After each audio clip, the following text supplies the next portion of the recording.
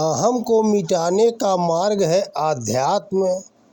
हम सबके भीतर एक संकुचित तत्व बैठा है जिसे अहम कहते हैं। वह संकुचित इसलिए है क्योंकि वह कभी पूर्ण नहीं हो सकता। फिर भी उसकी उड़ान है कि मैं बड़े से बड़ा बन जाऊं, ज्ञान से बड़ा, धन से बड़ा, प्रतिष्ठा और सम्मान से बड़ा, बाहरी रंग नाच में सर्वाधिक कुछ कर गुजरने में सबसे ज़्यादा बड़ा। अहम कहता है कि मैं छोटा इसलिए हूँ क्योंकि दुनिया कहती है।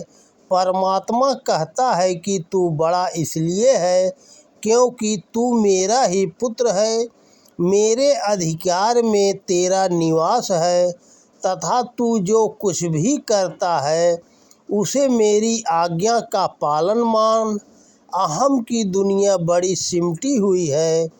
उसे अधिक समझने में आदमी को बड़ा परिश्रम करना पड़ता है, परंतु होती वह रत्ती सी ही है।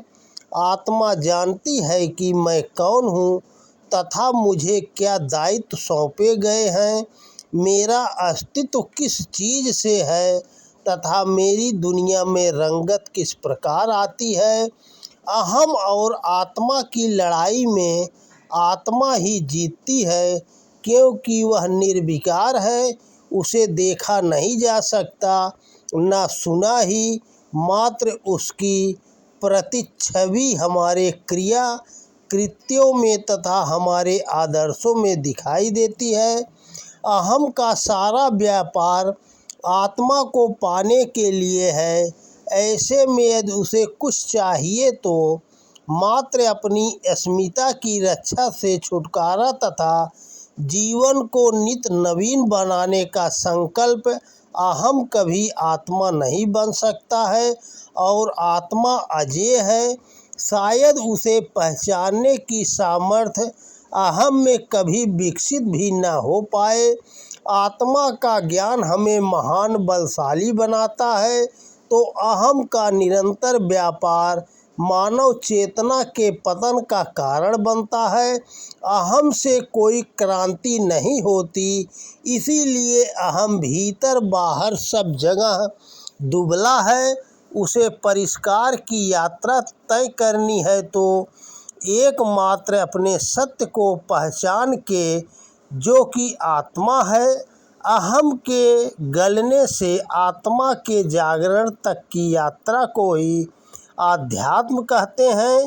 भेद यह है कि जो पूर्ण नहीं वह पूर्णता की दिशा में बाहर कुलाचे मारता फिरता है और जो सत्य वस्तु है वह उसके अधिकार में नहीं रहती है।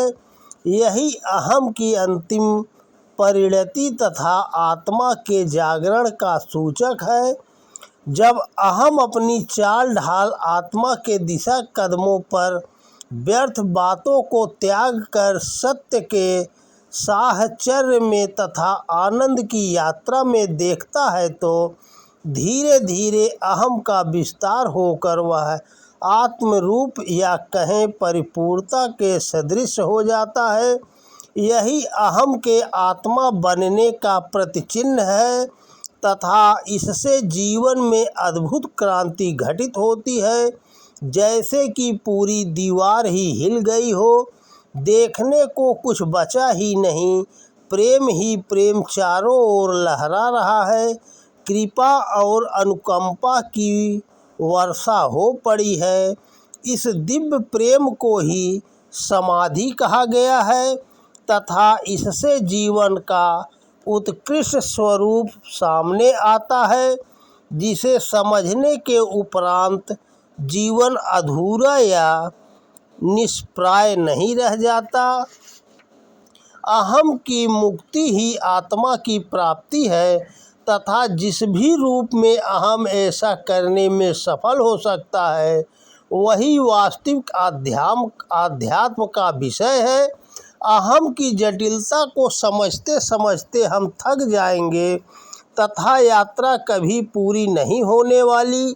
इसके दूसरी तरफ आत्मा का सरोवर ऐसा है जिसे एक बार छू लिया जाए तो जीवन का कायाकल्प होते देर नहीं लगती। अहम की मुक्ति ही आध्यात्म है। जो टूट गया है उसे फिर से जोड़ना, जो दुष्प्राप्य है उसे सहज बनाना तथा अपनी आत्मा की उत्कृष्ट गति को प्राप्त करना, यही अहम का विषय है। जीवन को जिन्होंने सही रीति नीति से जिया है, उसे पूर्ण परिष्कार के मार्ग पर अग्रसर किया है, वे समझ पाए हैं कि आत्मा कभी विनष्ट नहीं हो सकती तथा अहम को टूटने में देर नहीं लगती। अहम अपनी मुक्ति स्वयं चाहता है। इस बात का अंदाज़ा हम इस छोटे से प्रसंग से निकाल सकते हैं कि जब भी अहम को चोट पहुँचे तो वह तिलमिला कर आत्मा के पास ही पहुँचता है। यही जीवन की वह गहराई है जिसके समीप जाकर सच में जीवन आदर्श एवं महान बन सकता है। जो कुछ भी हमें इसके लिए रोके, पीछे हटने को कहे तथा जिससे चरित्र निर्बल कहा जाए, वह त्याज्य है तथा उसके स्थान पर हमें आत्म प्रधान क्रिया प्रणाली को स्थान देना चाहिए। यही अहम को आत्मा से मिलाने का विज्ञान है तथा इस पर चलकर आत्मा पूर्ण रूप से शुद्ध हो जाती है, आदर्श एवं महान कहलाती है। इसे जिसने समझ लिया वह जीवन को एक ही सिद्धांत से देखता है कि मेरा अहम मेरे सत्प्रयोजनों के मध्य न आए, मेरा स्थूल स्वभाव मेरी आत्मा के सत्य स्वरूप को बाधित न करे और वह यह चाहता है कि मेरा जीवन प्रकाश का सौंदर्य एवं महानता का प्रतीक प्रतिनिधि बने। जिस विधा से जीवन में कल्याण का मार्ग प्रशस्त होता है, जीवन धन्य एवं निहाल बनता है, वह और कोई नहीं अहम का आत्मा में विसर्जन ही है। उसे ही चरितार्थ करने जीवन समर में हमें लड़ना पड़ता है, जीवन की बारीकियों से निपटना पड़ता है, जीवन को उच्च प्रयोजन के लिए समर्पित करना होता है।